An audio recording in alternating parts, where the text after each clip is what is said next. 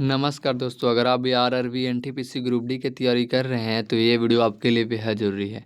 तो आज के सेशन में हम लेकर के आए भारत की जनगणना से रिलेटिव टॉप ऐसे प्रश्न जो आपके रेलवे के एग्जाम में पिछले 10 वर्षों से बार बार रिपीट किया जा रहा है। जनगणना पर आधारित टोटल आज हम लोग फुल डिटेल जानेंगे। जनगणना के अनुसार भारत में जो 2011 में जनगणना हुई थी उसके बारे में भी देखेंगे, और पहले जनगणना कब हुई, दूसरी कब हुई, कौन करवाया, कैसे हुआ, फुल डिटेल के साथ आज के इस वीडियो में हम लोग देखेंगे। चलिए बिना देर के करते वीडियो का स्टार्ट। अगर आप मेरे चैनल पर नए हैं तो चैनल को सब्सक्राइब करके बेल आइकन दबा के घंटी को ऑल कर लीजिएगा कि जैसे इसका अगला वीडियो अपलोड हो तो सबसे पहले आप तक पहुंच सके। देखिए भारत में जनगणना से जुड़ी जितना महत्वपूर्ण तथ्य है आज हम लोग पूरा देखेंगे आज के सेशन में। तो देखिए यहाँ पे कि भारत में जनगणना की जो शुरुआत है वो 1872 में, यहाँ पे आप लोग देख सकते हैं कि 1872 में शुरुआत हुई। कब हुई? 1872 में। और कौन करवाया था? यहाँ पे आप लोग देख सकते हैं कि लॉर्ड मेयो के कार्यकाल में हुआ था। किसके कार्यकाल में हुआ था? तो लॉर्ड मेयो के कार्यकाल में जो है वो 1872 में भारत में जनगणना की शुरुआत हुई थी। यहाँ पे आप लोग देख सकते हैं। फिर यहाँ पे है कि भारत, दूसरा पॉइंट यहाँ पे कि भारत में नियमित जनगणना की जो शुरुआत है वो 1881 में लॉर्ड रिपन के कार्यकाल में हुई थी। यहाँ पे आप लोग देख सकते हैं कि भारत में जब पहले जनगणना 1872 में हुई, बट नियमित रूप से जो है वो नियमित रूप से जो जनगणना की शुरुआत हुई वो 1881 में हुआ। कब हुआ? 1881 में हुआ। और कौन करवाया था? तो लॉर्ड रिपन के कार्यकाल में हुआ था। लॉर्ड रिपन के कार्यकाल में हुई थी। यहाँ पर आप लोग देख सकते हैं, ये सब याद रखिएगा। फिर यहाँ पे है कि स्टाविन 1749 में पहली बार आधुनिक विश्व में जनगणना कराने वाला देश है। कौन सा देश? स्टाविन देश जो है, स्टीवन देश जो है, स्वीडन देश जो है, और 1749 में पहली बार, 1749 में आप लोग देख सकते हैं, 1749 में पहली बार आधुनिक विश्व में जनगणना कराने वाला जो है उप देश है। यहाँ पे आप लोग देख सकते हैं। फिर यहाँ पे देखिए कि अमेरिका में 1790 में, अमेरिका में कब हुई थी? अमेरिका में 1790 में 10वीं जनगणना की शुरुआत कराने वाला पहला देश है। कौन सा? अमेरिका जो है वो 1790 में कब? 1790 में जो है वो 10वीं जनगणना की शुरुआत कराने वाला पहला देश है। वो पहला देश ऐसा अमेरिका है जो 10वीं जनगणना शुरुआत की थी। और कब की थी? तो 1700, यहाँ पे आप देख सकते हैं 1790 में की थी। फिर यहाँ पे आप लोग देख सकते हैं कि भारत में जो जनगणना के संगठन ही जनगणना संबंधित कार्य और आंकड़ों को प्रस्तुत करता है। यहाँ पे आप लोग देख सकते हैं। और याद रखिएगा कि भारत में जनगणना जो संगठन है वो संगठन ही जनगणना संबंधित कार्य और आंकड़ों का जो है वो प्रस्तुत करता है। यहाँ पे आप लोग याद रखिएगा। फिर यहाँ पे आप लोग आगे देखिए कि स्वतंत्र भारत की पहली जनगणना जो हुई थी, स्वतंत्र भारत में जब हमारा भारत स्वतंत्र हो गया था, हमारा भारत जब स्वतंत्र हो गया था तो पहली जनगणना जो थी, यहाँ पे आप लोग देख सकते हैं, पहली जनगणना जो थी 1951 में हुआ। कब हुई? 1951 में जो हुई, स्वतंत्रता के बाद पहली जनगणना फिर हुई। तो उस समय जनगणना का आयुक्त आर ए गोपाल स्वामी थे। कौन थे? यहाँ पे आप देख सकते हैं। उस समय जो है जनगणना का आयुक्त जो थे, जनगणना के आयुक्त जो थे वो आर ए गोपाल स्वामी थे। कौन थे? आर ए गोपाल स्वामी थे। यहाँ पे आप लोग देख सके, याद रखिएगा कि जब स्वतंत्र हुआ था भारत तब पहली बार जनगणना 2051 में हुई थी। और उस समय जो है वो जनगणना के आयुक्त आर ए गोपाल स्वामी थे। कौन थे? आर ए गोपाल स्वामी थे। आप लोग याद रखिएगा दोस्त, ऐसा क्वेश्चन एग्जाम में पूछा जाता है।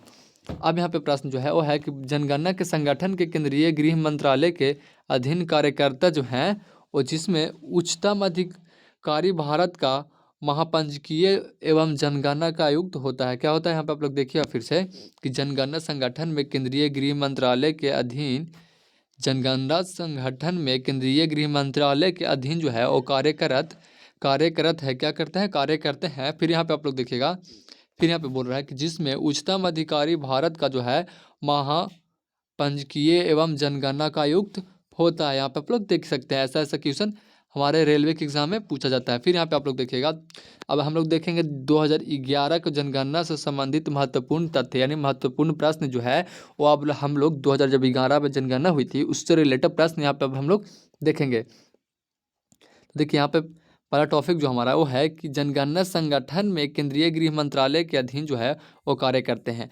जनगणना संगठन में जो है वो केंद्रीय गृह मंत्रालय के अधीन कार्य करते हैं। कौन करते हैं? गृह मंत्री के अधीन कार्य करते हैं। यहाँ पे आप लोग देख सकते हैं। फिर है कि जिसमें उच्चतम अधिकार भारत का महापंचकीय जनगणना आयुक्त होता है। क्या होता है? जिसमें उच्चतम अधिकार भारत का जो है महापंचकीय एवं जनगणना आयुक्त होता है। यहाँ पे आप लोग देख सकते हैं।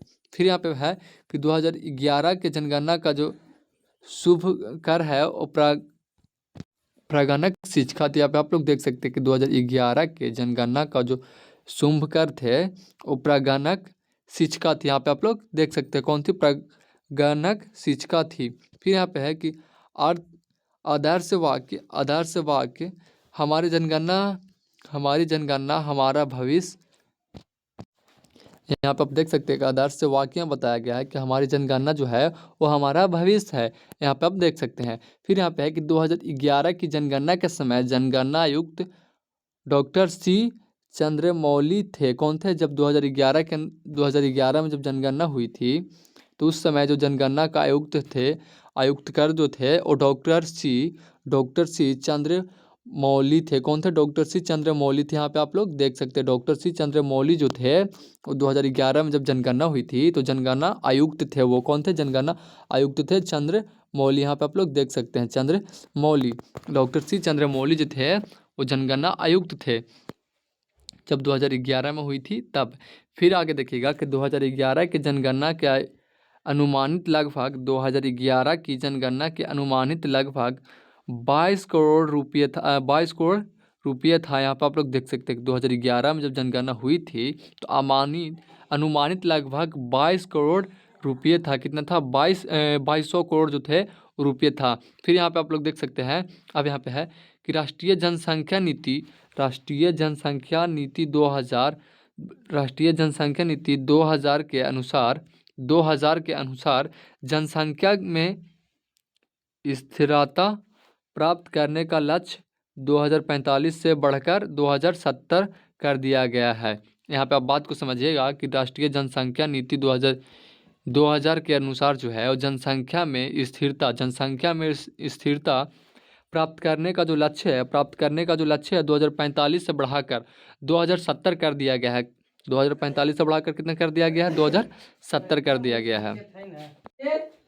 फिर यहाँ पे है कि 2001 से 2011 के जो बीच है भारत की जनसंख्या का जो दशकीय वृद्धि है वो 17.7% रही है। कितना रही है? तो 2001 से 2011 के जो बीच जनसंख्या है भारत का दशकीय वृद्धि जो है वो 17.7% है। कितना है? 17.7% है। यहाँ पर आप लोग याद रखिएगा।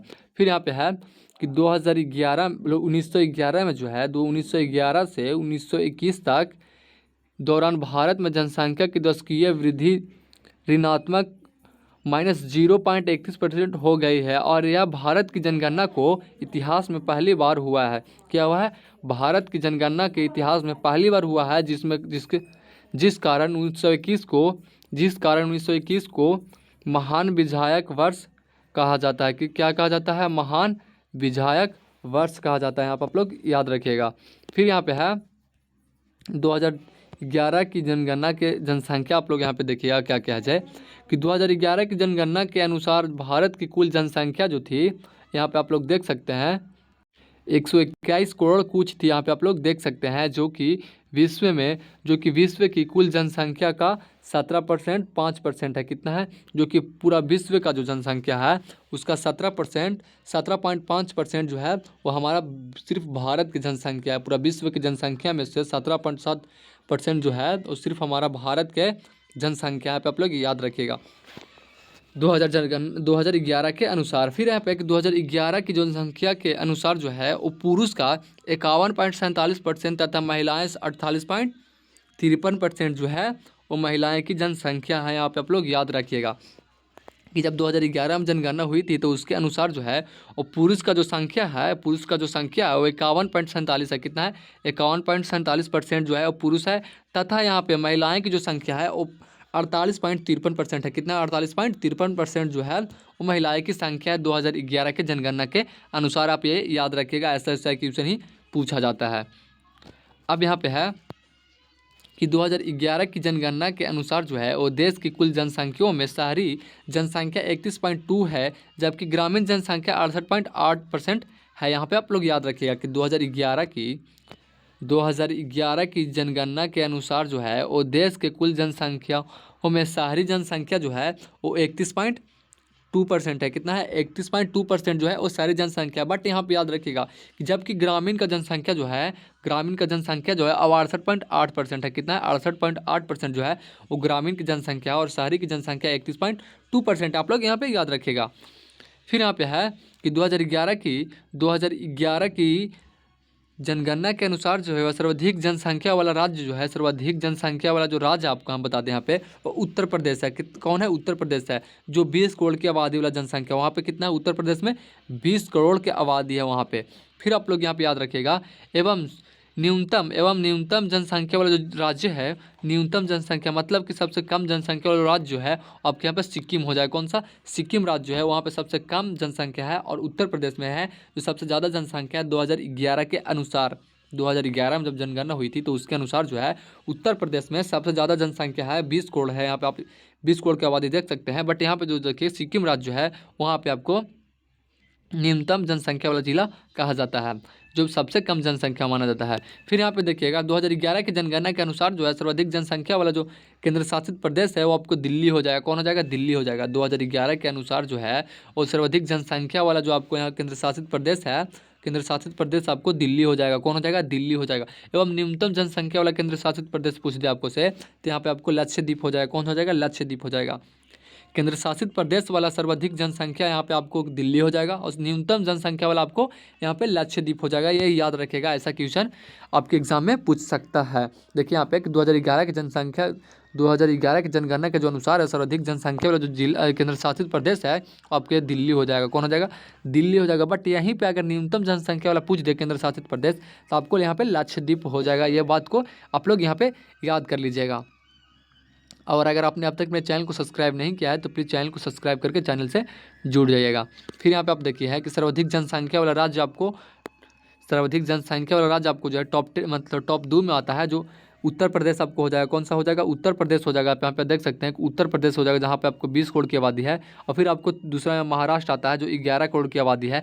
यहाँ पे आप लोग याद करिएगा कि सर्वाधिक जनसंख्या वाला राज्य जो है वो टॉप 2 में आने वाला, मतलब यहाँ पे 2 गो राज्य है जो मतलब पहला उत्तर प्रदेश है जो आपको यहाँ पे 20 करोड़ की आबादी है और महाराष्ट्र है जो यहाँ पे आपको 11 करोड़ की आबादी है। ये आपको टॉप 2 में आते हैं, टॉप 2 में। फिर आप लोग याद रखें कि न्यूनतम जनसंख्या वाला जो राज्य है टॉप 2 में जो सिक्किम हो जाएगा जिसमें आपको 6 लाख की आबादी है, सिक्किम हो जाएगा जिसमें आपको 6 लाख की आबादी है। और फिर आपको मिजोरम हो जाएगा जिसमें आपको 10 लाख की आबादी है। ये बात को आप लोग याद रखिएगा।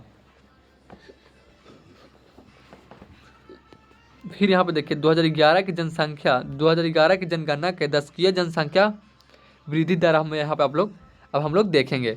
तो देखिए 2011 की जो जनगणना के अनुसार है सर्वाधिक दशकीय जनसंख्या वृद्धि जो है वाला राज्य कौन सा है? तो आपको यहाँ पे मेघालय हो जाएगा। कौन सा हो जाएगा? मेघालय हो जाएगा, जहाँ पे आपको 27.95% जो है आपको यहाँ पे वृद्धि है। फिर यहाँ पे देखिए न्यूनतम दशकीय वृद्धि वाला जो राज्य है, न्यूनतम दशकीय वृद्धि वाला जो राज्य जो आपको है वो नागालैंड हो जाएगा, जिसमें आपको -0.6% होगा। कितना होगा? -0.6% वहाँ पे वृद्धि दर है। अब यहाँ पे देखिएगा कि 2011 की जनगणना के जो अनुसार जो है वो सर्वाधिक दशकीय जनसंख्या वृद्धि वाला केंद्र शासित प्रदेश अगर आपसे पूछते 2011 के अनुसार जो है 2011 जनगणना के अनुसार जो है दशकीय जनसंख्या के वृद्धि वाला केंद्र शासित प्रदेश अगर आपसे पूछ दे तो आपको दादरा एवं नगर हवेली हो जाएगा। क्या हो जाएगा? दादरा एवं नगर हवेली हो जाएगा। यहाँ पे आप लोग देख सकते हैं जिससे 95.9% जो आपको है वहाँ पे वृद्धि दर है। यहाँ पे आप लोग याद रखिएगा। फिर यहाँ पे अगर न्यूनतम दशकीय वाला पूछ दे, न्यूनतम दशकीय वाला केंद्र शासित प्रदेश आपसे पूछ दे, यहाँ पे आप न्यूनतम दशकीय वाला केंद्र शासित प्रदेश अगर आपसे पूछ दे तो आपको यहाँ पे लक्षद्वीप हो जाएगा, जिसमें आपको 6.3% जो है आपको यहाँ पे वृद्धि हो गई है। फिर यहाँ पे आप देखिएगा कि सर्वाधिक दशकीय जनसंख्या वृद्धि वाला राज्य जो है वो टॉप 2 में यहाँ पे आपको मेघालय आता है जो 27.95% का हो जाएगा। और फिर यहाँ पे अरुणाचल प्रदेश दूसरा में आता है जहाँ पे आपको 26% होती है। फिर यहाँ पे देखिएगा न्यूनतम दशकीय जनसंख्या वृद्धि वाला राज्य जो है टॉप 2 में तो नागालैंड हो जाएगा आपको, जिसमें आपको -0.6% हो जाएगा। और केरल फिर आपको दूसरा नंबर पे केरल आता है आपको यहाँ पे जो 4.9% आपको हो जाएगा। यहाँ पे आप लोग देख सकते हैं। ये सब बात याद रखिएगा, आपके एग्जाम में ऐसा क्वेश्चन ही बनाकर पूछा जाता है।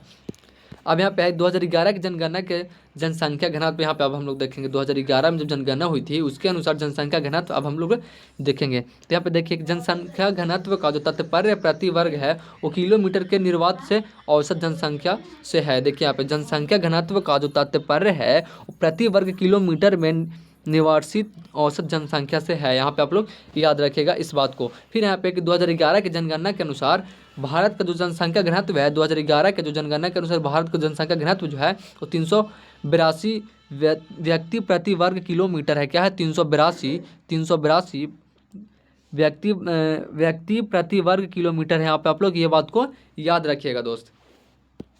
फिर यहाँ पे आप लोग आगे देखिए कि 2011 के जनगणना के जो अनुसार सर्वाधिक जनसंख्या घनत्व है वाला राज्य है वो बिहार। 2011 बिहार में कितना है? तो 1106 होगा। कितना? 1106। यहाँ पे आप लोग याद रखिएगा कि 2011 के जनगणना के अनुसार सर्वाधिक जनसंख्या वाला घनत्व राज्य जो है वो बिहार है। और वहाँ पे आपको जनसंख्या घनत्व कितनी है? तो 1106 होगा। कितनी जनसंख्या घनत्व है? तो 1106। एवं न्यूनतम जनसंख्या घनत्व वाला जो राज्य है आपको अरुणाचल प्रदेश हो जाएगा, जहाँ पे आपको 17 ही है। कितना है? 17 है।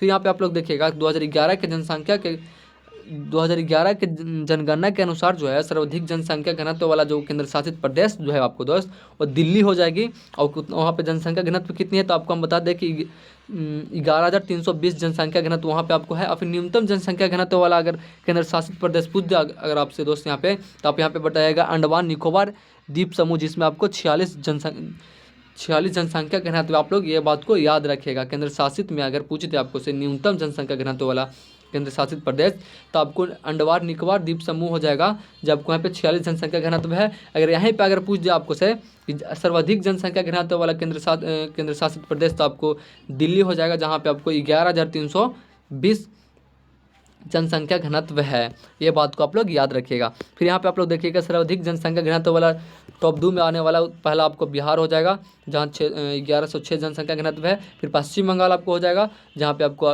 1028 जनसंख्या घनत्व है। फिर यहाँ पे आपको न्यूनतम जनसंख्या घनत्व वाला राज्य पूछे टॉप 2 में, तो आपका अरुणाचल प्रदेश हो जाएगा, जहाँ पे आपको 17 जनसंख्या घनत्व है। फिर मिजोरम हो जाएगा, जहाँ पे आपको 52 जनसंख्या घनत्व है टॉप 2 में, न्यूनतम में आप। अब यहाँ पे आप आगे देखिएगा कि 2011 की जनसंख्या 2011 की जब जनगणना हुई थी उसमें लिंगानुपात के मतलब अब हम लोग बारे में देखेंगे। तो देखिए यहाँ पे प्रति 1000 पुरुष के तुलना में स्त्रियों की संख्या को लिंगानुपात कहते हैं। क्या कहते हैं? प्रति 1000 पुरुष को तुलना में स्त्रियों की संख्या को लिंगानुपात कहते हैं।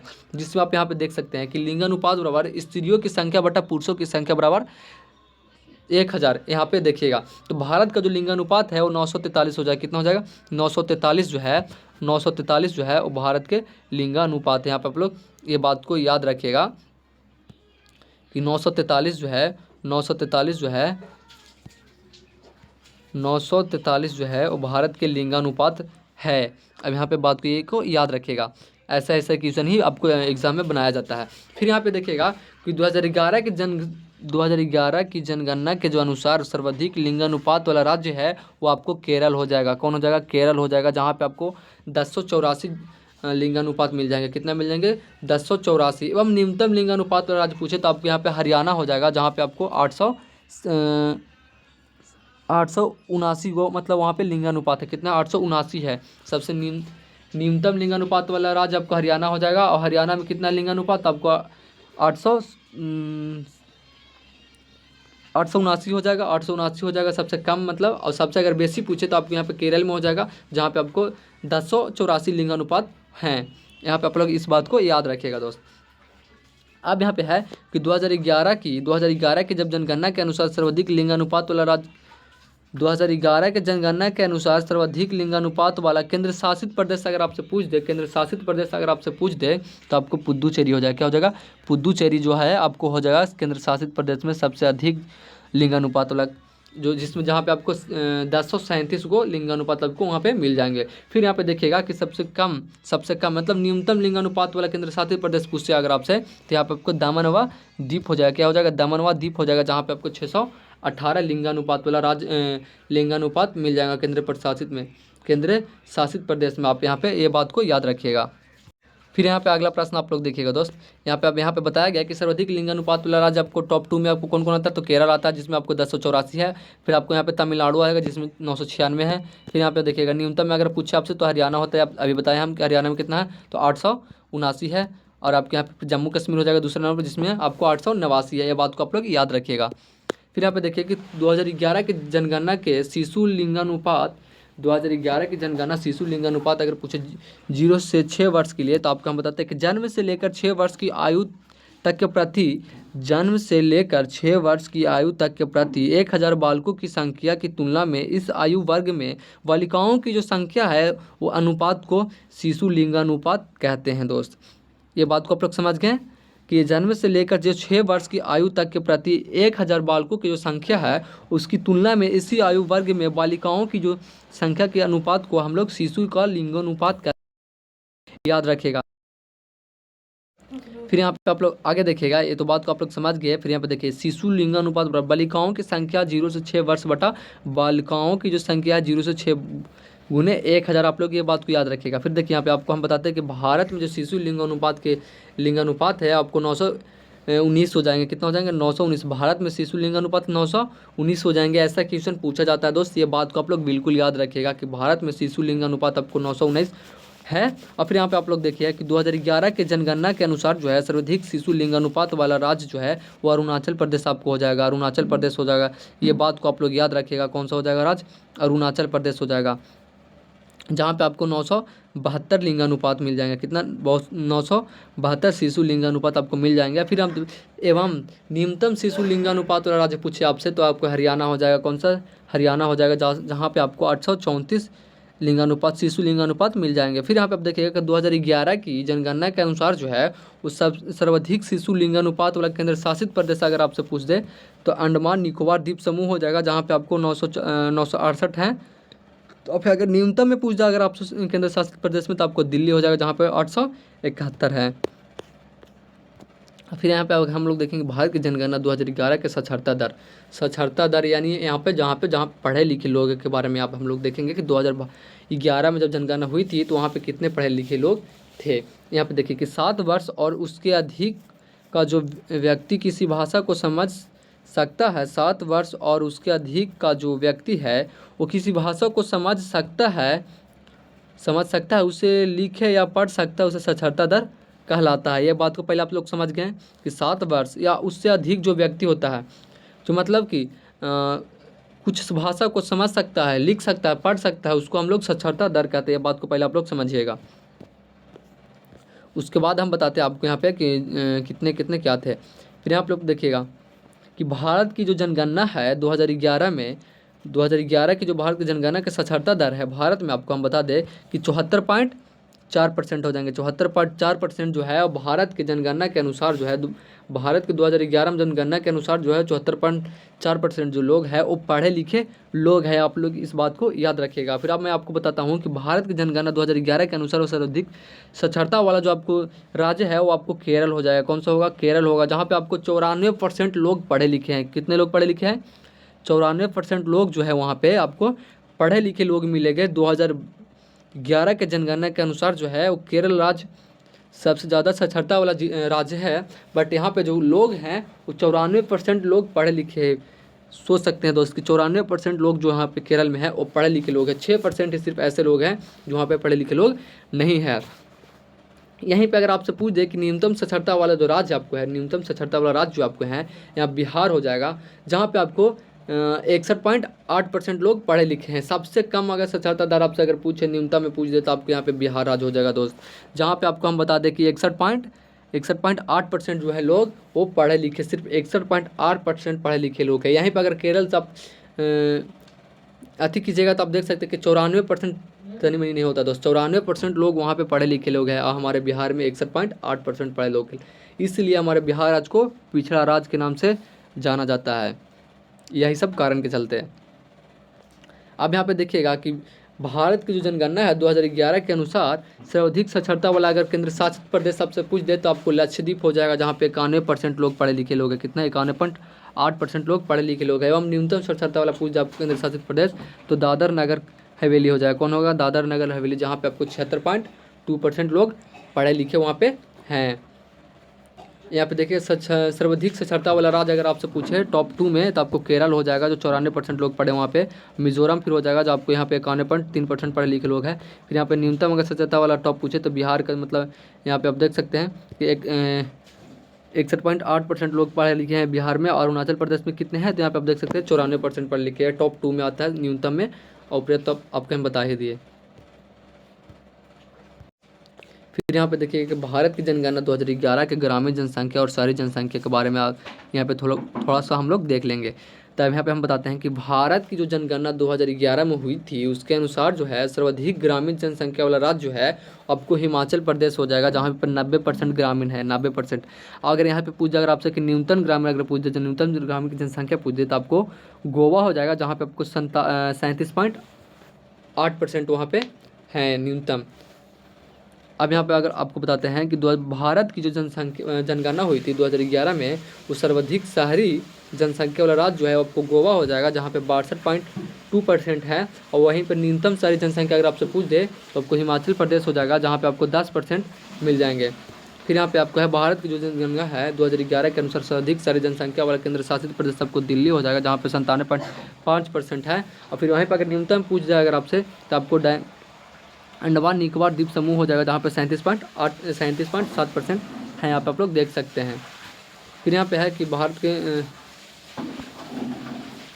तो इसके बारे में अगर हम एक वीडियो और लाऊंगा जिसमें आपको पूरा फुल डिटेल के साथ बता दूंगा। देखिए यहाँ पे भारत की जो जनगणना है 2011 के अनुसूचित जाति, ऐसे करके अभी यहाँ पे हम लोग बहुत से प्रश्न बचा हुआ है जो आपको हम अगले वीडियो के साथ पूरा फुल डिटेल के साथ बता देंगे। तो आज के लिए इतना काफ़ी, मिलता है अगले वीडियो के साथ, तब तक के लिए जय हिंद जय भारत। अगर वीडियो अच्छा लगा होगा तो बस एक लाइक, एक कमेंट एंड अपने दोस्तों के पास भी शेयर कर दीजिएगा। जनगणना से रिलेटेड एक वीडियो और हम बनाएंगे जिसमें आपको पूरा फुल डिटेल के साथ ये वीडियो और अगला वीडियो दोनों मिलाकर फुल डिटेल हो जाएगा आपको। फिर जनगणना के अनुसार जितने भी प्रश्न पूछे जाएंगे इससे बाहर कुछ नहीं होगा, चाहे तो फिर कोई भी एग्जाम में आपको यहाँ पे पूछा जा सके। तो ठीक है, मिलता है अगले वीडियो के साथ, तब तक के लिए जय हिंद जय भारत।